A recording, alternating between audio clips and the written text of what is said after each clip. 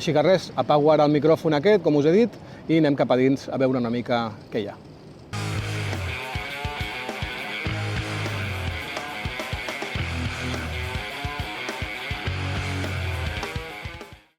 Una petita cosa abans de començar. Com que no tinc experiència fent aquesta classe de vídeos, doncs no vaig pensar que hauria de gravar cada cosa l'estona suficient com per després tenir temps per parlar i dir allò que vull dir. Així que bé, no em queda més remei que anar fent pausa a la imatge doncs, el temps que calgui per parlar. Ja sé que no és la millor solució, però bé, és com ha anat la cosa. Ho sento i el proper cop ja ho sé.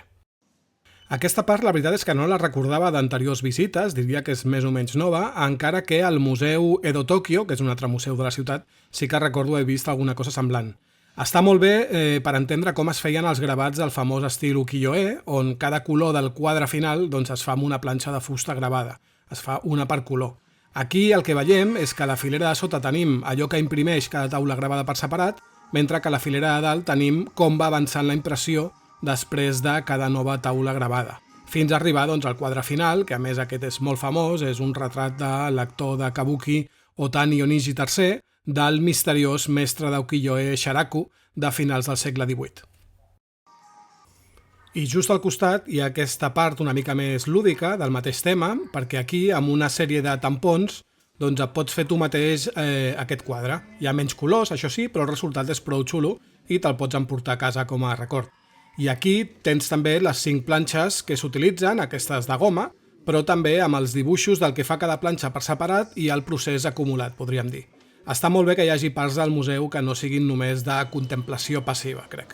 Aquesta part de l'ukiyo-e està a la planta baixa i vaig anar només a entrar perquè vaig veure que era una cosa nova, per curiositat, però jo aquest museu sempre el començo per la primera planta, o la segona, perquè al Japó li diuen primera planta a la planta baixa i llavors ja ve la segona, la tercera, etc. Doncs res, cap a dalt. I el primer que ens trobem en començar el recorregut d'aquest pis és una petita representació d'artefactes arqueològics dels primers períodes de la història japonesa, com alguna campana d'otaku de bronze o figures haniwa de ceràmica i altres objectes del període Kofun.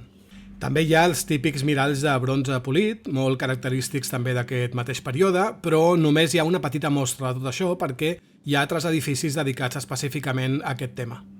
Aquesta estàtua budista, que representa a la Bodhisattva Kannon, que és molt venerada al Japó, atrau molt les mirades dels visitants quan entres aquí, però en realitat és una rèplica del segle XX.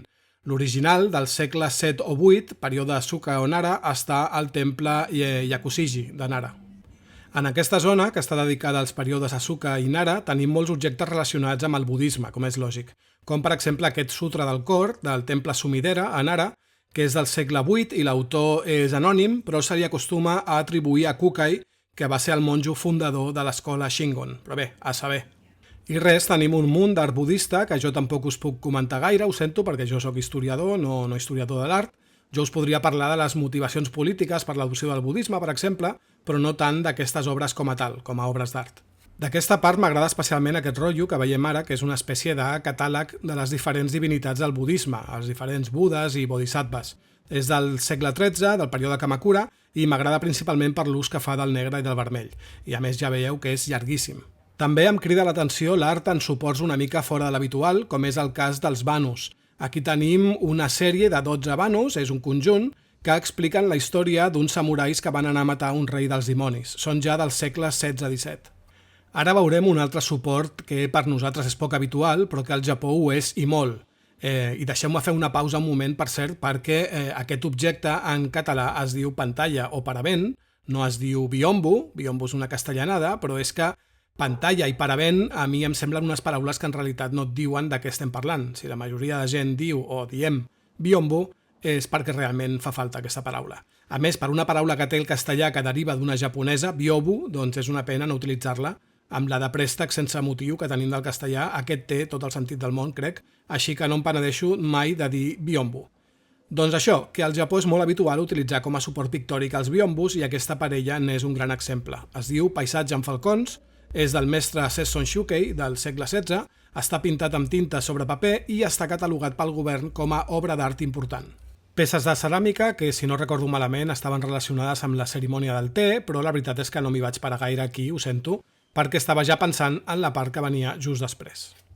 Què era aquesta? Jo és que al final sempre tiro cap al meu camp, que hi farem, Així que anem a veure alguns trastos dels samurais, va. I el primer que ens trobem és aquesta al·lucinant armadura, que és de l'estil Domaru, creada al segle XV i propietat del clan Akita, fins que el líder del clan la va donar al museu ja al segle XX. Està catalogada com a propietat cultural important. Aquesta peça també està catalogada com a propietat cultural important i no és una espasa o un sabre. Per ser més correctes, encara que ho sembli, el que considerem que és l'espasa és la fulla. En veurem moltes després, però aquí no hi ha cap fulla. Això és el koshirae, és a dir, són totes les peces i accessoris que envolten, que acompanyen la fulla. Aquest koshirae en concret no és de katana, a més, com també podria semblar, és de tachi, el sabre anterior a la katana, és a dir, la katana va ser una evolució del tachi. Acostumen a ser una mica més llargs que les katanes i sobretot es diferencien en la forma en què es porten, però després veurem una imatge que hi ha al museu explicant això i serà més fàcil de veure. Aquest koshirae en concret és del segle XV i pertanyia al poderós clan Uesugi. Està, com veieu, molt ricament decorat, la vaina és de cuir endurit amb un munt de capes de laca negra i les parts de metall són d'or massís. És una preciositat. Això sí que és una espasa o un sabre. Això és la fulla, això és el que deia que es considera realment la katana. De fet, quan no s'havien d'utilitzar durant un temps, les katanes es desmuntaven del koshirae i la fulla es guardava en una vaina de fusta sense decorar que es diu shirasaya. Aquesta fulla en concret és un tachi, de nou, i se sap automàticament perquè el tenen col·locat amb la part que talla cap a baix. Després ho veurem, com deia. És del segle XIV i al segle XVIII la va comprar el shogun del moment, Tokugawa Yoshimune, que després la va donar a l'emperador amb motiu del seu nomenament com a emperador. Imagineu si és important aquesta fulla que la va regalar un shogun a l'emperador, ni més ni menys. I just al costat tenim el koshirae d'aquest mateix tachi, però en aquest cas no és del segle XIV, com la fulla, sinó que és del segle XVIII. No ho sé al 100%, però segurament va ser el koshirae que el shogun va encarregar fer-li abans de regalar-lo a l'emperador, perquè l'estil que segueix aquest koshirae, que es diu itomaki o enrotllat amb cinta, s'utilitzava sobretot quan un sabre es presentava com a regal o com a donació a un temple o un santuari. Això sí que és una katana, ja veieu que la part que talla mira cap a dalt. Aquesta, a més, és un exemple molt primerenc de katana perquè és del segle XIII i és catalogada també com a propietat cultural important. Es creu que és d'algun artesà de l'escola Taima, de Nara, i ja al segle XIX va pertànyer a Okubo Ichio, un samurai i polític del govern Meiji que era col·leccionista d'espases. Aquest senyor era poeta i va fer que gravessin un dels seus poemes a l'espiga de la katana, és a dir, la part de la fulla que queda per sota del mànec, és allò que es veu de color daurat sobre el metall negre. I al costat tenim el koshirae d'aquesta mateixa katana, que és del segle XIX, i com veieu té la vaina lacada amb un vermell brillant bastant peculiar. Deixem ara una mica les katanes i els tachis, que hi havia més ferros al Japó, i a més després veurem un munt més de katanes i tachis, no us preocupeu. Això és una fulla de naginata, que és una mica com si lligues una fulla de katana a un pal llarg. Aquesta és del segle XIII, ni més ni menys, forjada pel mestre Nagamitsu i catalogada com a propietat cultural important. I just al costat tenim la fulla d'un yari, la llança que al període Sengoku es va fer la reina del camp de batalla, típica dels soldats d'infanteria, els Ashigaru. Aquesta és especialment llarga, fa uns 70 centímetres, i anava muntada després a un mànec de 2 metres i mig. Es va forjar l'any 1504 i va pertànyer ni més ni menys que a Kato Kiyomasa, un dels samurais més famosos dels períodes Sengoku, Tsushima Moyama i principis d'Edo, que va tenir una participació molt important a la Guerra de Corea i que és un dels meus samurais favorits, també us ho he de dir. La va donar al govern, diguéssim, ja al segle XIX, Tokugawa Mochizugu, que era un daimyo d'una branca de la família Tokugawa. Molt bé, anem ara amb alguns cascs, kabutos. Aquest no sembla gran cosa a simple vista, ho sé, però la gràcia és que és del segle XI, el període Heian, i és un dels kabutos més antics que es conserven. Està fet de 12 peces, que són poquetes, comparades amb les que n'arribarien a tenir després, perquè, per exemple, al seu costat tenim aquest, que és de l'any 1533, que està fet amb 62 peces de ferro. Aquest ja és allò que ens ve al cap, mai millor dit, quan pensem en un casc samurai. I finalment, doncs, què us he de dir d'aquest, mare meva? Aquest és del segle XVI i va pertànyer ni més ni menys que a Toyotomi Hideyoshi, el segon dels 3 unificadors del Japó, el Taiko, el paio que va conquerir el Japó sencer, el samurai més poderós de la història, el japonès més poderós de la història, el protagonista de la meva tesi doctoral i del meu llibre Toyotomi Hideyoshi i los europeos. Les peces al darrere, per cert, representen els raigs del sol sortint del seu cap perquè Hideyoshi deia que era el fill del sol, que quan la seva mare estava embarassada un raig de sol va entrar dins la panxa, que es va fer de dia de cop quan ell va néixer i un munt d'històries semblants que anava explicant i que anaven canviant una mica amb els anys. La meva peça favorita de tot el museu? Probablement. Com a mínim és l'única amb la que em faig selfies. Una armadura del segle XIV d'estil Domaru, catalogada com a propietat cultural important i que té una combinació de colors bastant original. Anem amb dues armadures senceres, les dues d'estil Gusoku. La de l'esquerra és del segle XVI i la de la dreta és una miqueta més nova, és del segle XVII. La de l'esquerra és curiosa perquè intenta representar una mica com que el samurai que la porta és tan valent que no porta armadura. Per això el casc porta cabell i la part del pit té com costelles, com si anés nu. La de la dreta és menys imaginativa, podríem dir, en aquest sentit. Va pertànyer a un samurai anomenat Kobori Enshu, que també va ser un mestre de la cerimònia del te. Tenim ara uns pantalons de cuir dels que es portaven sota l'armadura. Aquests són ja del període Edo i ja veieu que estan molt decorats, en aquest cas amb branques de pruners. Al costat, una armilla també de cuir que es portava per sobre de l'armadura, amb decoració de bambús i d'ocellets, en aquest cas. Les dues peces pertanyien al clan Hachizuka de l'illa de Shikoku. Això és un conjunt de sella de muntar i estreps, són del segle XIX i estan fets de fusta lacada. Ja veieu que els estreps japonesos són diferents dels nostres. En aquests no es fica el peu a través de l'estrep, sinó que s'hi fica, podríem dir, a dins. Tornem a les armes, ara amb un arc i fletxes, són del segle XIX i pertanyien al clan Serata, un clan que estava especialitzat en arqueria abans de que ells mateixos el donessin al museu. Ho dic sempre, l'arma principal dels samurais al llarg de la seva història no va ser la katana, com tothom creu, ni molt menys, va ser això, l'arc i les fletxes. Les plomes de les fletxes són d'àliga o de falcó i l'arc, que ja veieu que és molt alt, està fet de fusta i de bambú i recobert després amb laca de color negre. Al costat, la peça que falta al conjunt és un buirac o un carcaix per portar-hi les fletxes. És del segle XIX, però es va fer com a rèplica dels que s'utilitzaven segles abans, entre el segle XII i el XVI. Deixem ara una estona les armes i les armadures i aquí tenim dos conjunts de dos biombos cadascun. El primer és del segle XVIII, del mestre Ito Jakuchu, i el segon és del segle XIX, del mestre Okamoto Shuki.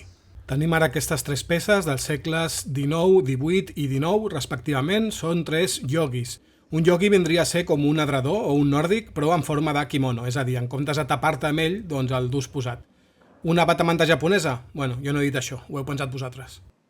Uns quants plats de porcellana i altres recipients que, bueno, ho sento, però jo és que mai no em paro gaire a mirar aquestes peces. Aquest conjunt de dues pintures es diu Drac i Tigre, és a dir, com la peli, però en ordre contrari. Són del segle XVII, estan fets en tinta sobre seda i és obra de Kano Tsunenobu, que era un dels mestres de la famosa escola Kano, que va existir durant uns 4 segles. Aquest m'encanta. És el primer rotllo, no sé quants n'hi ha en aquesta sèrie, dels que expliquen una visita que l'autor, un tal Kanai Uju, va fer a la vall de Tsukigase, a Soekami, a Nara, i m'agrada molt la combinació que aconsegueix només amb tinta negra i els colors blau i vermell. Uns quants exemples de cal·ligrafia.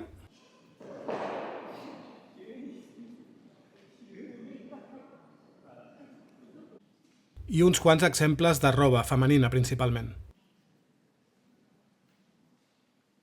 Tot això està abans d'entrar a una part que és bastant extensa dedicada als gravats ukiyo-e del període Edo, com els que hem vist en començar en aquella experiència interactiva, i bé, n'hi ha molts, n'hi ha un fotimer, així que no em puc detenir en tots.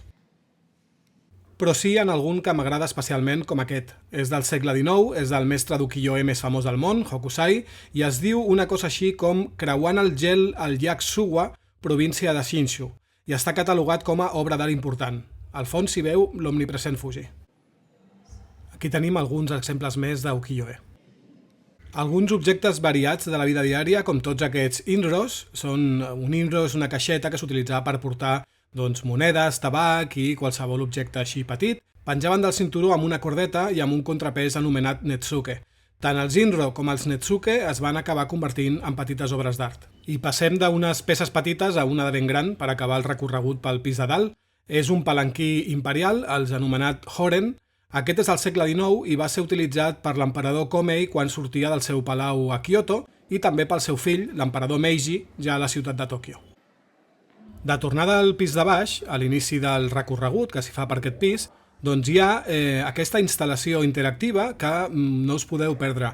Es tracta d'un recorregut cronològic interactiu per la història del Japó, que bé, realment explica poquetes coses, però està bastant bé. Ja que la resta del museu és gairebé tot només contemplatiu, doncs està bé, com hem fet al principi de tot amb aquell tema de l'ukiyo-e, doncs està bé poder interactuar una miqueta.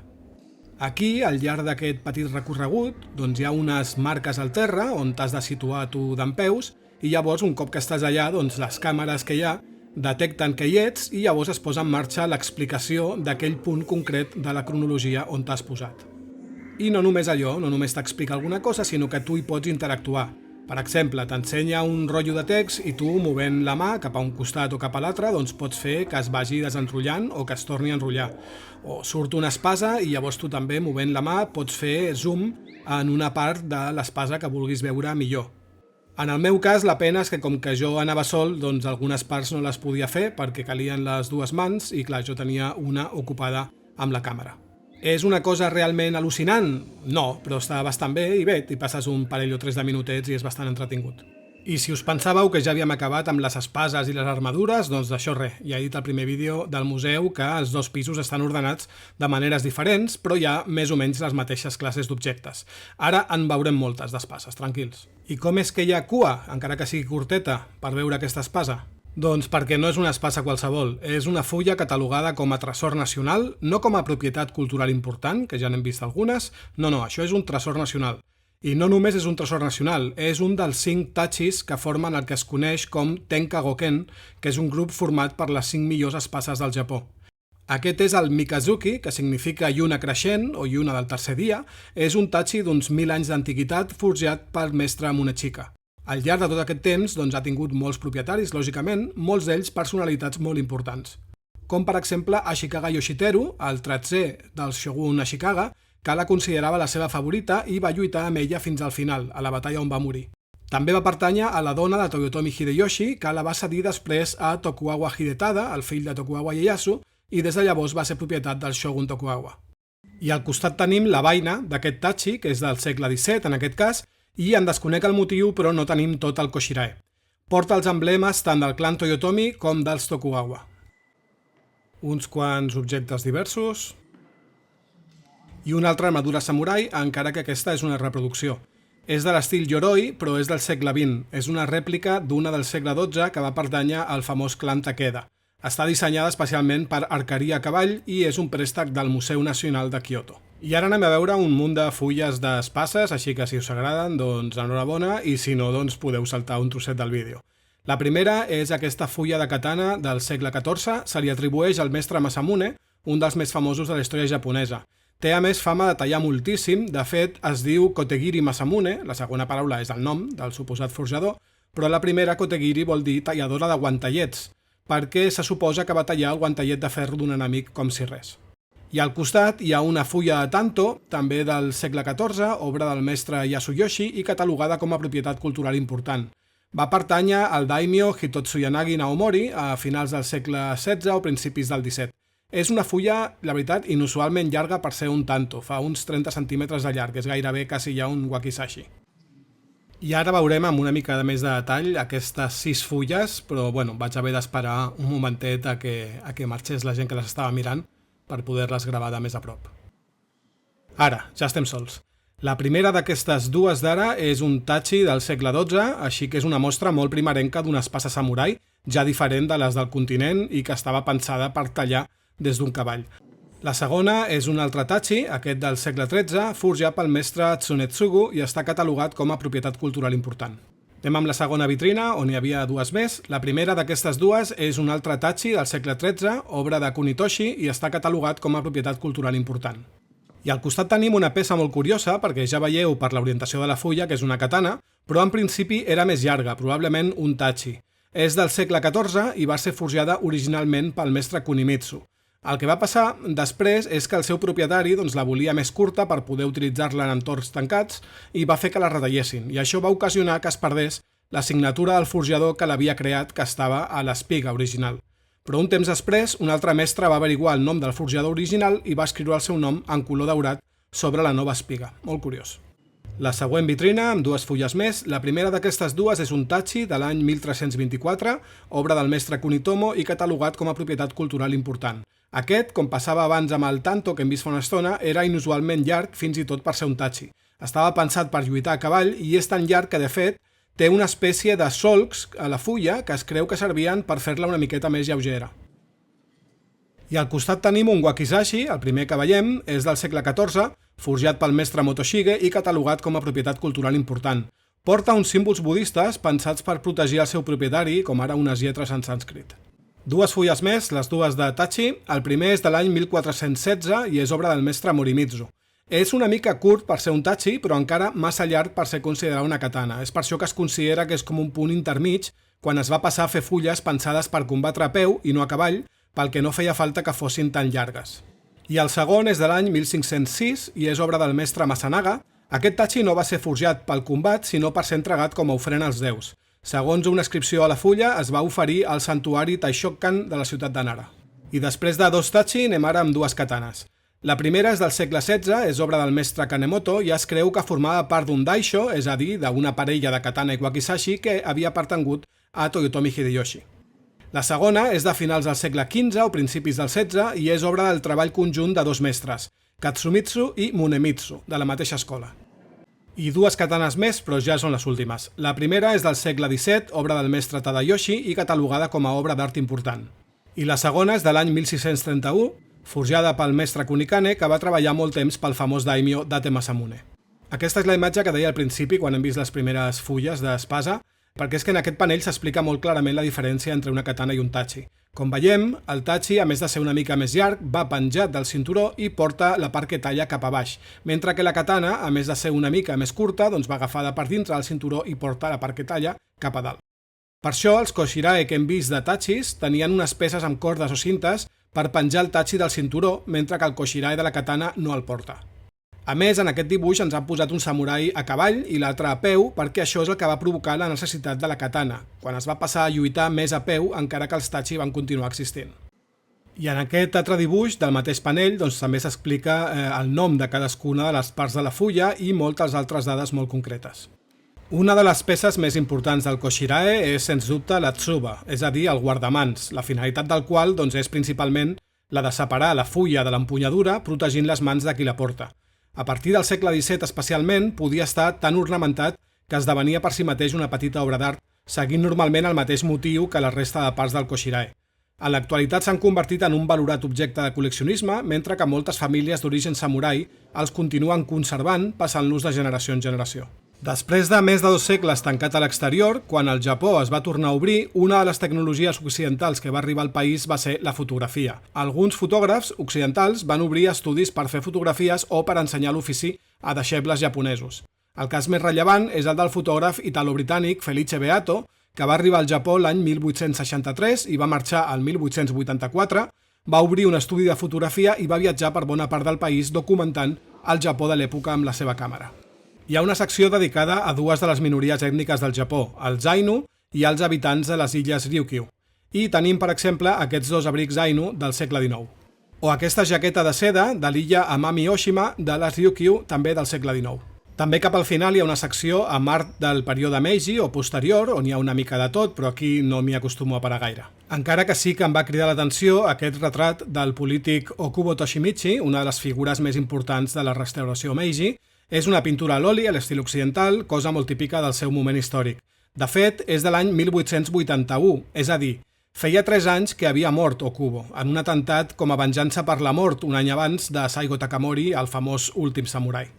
I finalment, i com a tots els museus, doncs hi ha també una botiga. Però, a diferència de molts museus, pots sortir del museu sense haver de passar per la botiga. Aquí vas a la botiga si vols. I la veritat és que, a més, és una botiga que està molt bé. La recomano.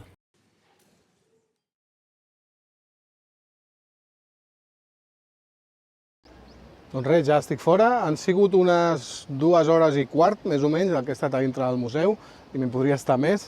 Per cert, quan he anat a comprar l'entrada, abans he dit que no hi havia descompte per professors universitaris, però sí que hi ha.